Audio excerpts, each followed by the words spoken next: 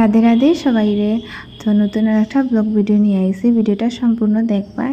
132তম জন্মদিবস উপলক্ষে বড়মার আমরা খাটলিছড়া সৎসঙ্গ মন্দিরে গেছিলাম। তো কি করলাম দেখবাই। রাধে রাধে, আমি সুইটি মতো ব্লগে সবাই স্বাগত জানাই। আশা করছি সব ভালো আছো, আমিও ভালো আছি।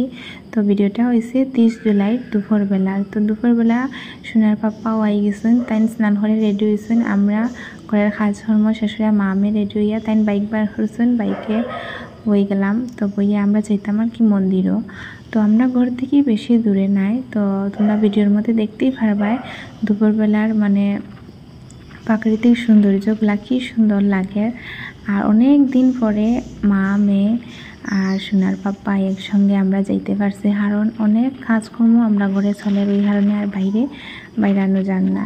তো দেখতে পারাই আমরা যাই আর কি মন্দিরে যাওয়ার রাস্তাতেই আছি। আমরা বাইপাস রাস্তা হইয়া যাই, আর হসপিটাল রোড থেকে বাইপাস আর যেটা রাস্তা আছে ওই দিকে হইয়া যাই। তো এখানে আর কি খুব বৃষ্টিরও ভাব পড়ছে, আর এর আগে দিকে অনেক বেশি রৌদ্রও আসছিল।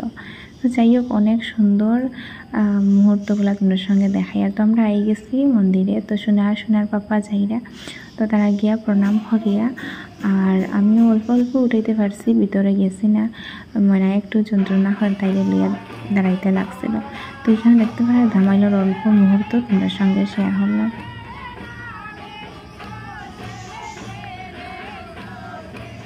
তারপরে আইলাম মন্দিরের সামনে, আওয়ার পরে আর মন্দির নিয়ে একটা ছোটো আমার রিলস ভিডিও বানাইলাম।